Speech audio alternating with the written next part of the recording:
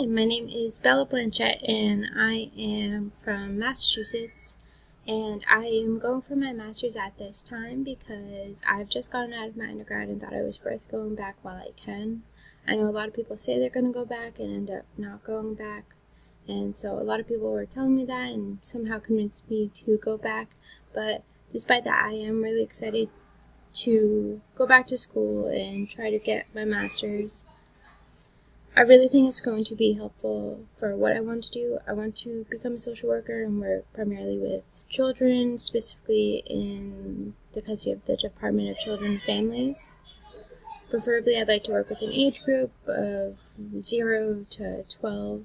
I currently work in a group home with kids from 11 to 18 years old. As much as I love them, they are sometimes really hard to deal with, and I just feel like a new age group would be refreshing.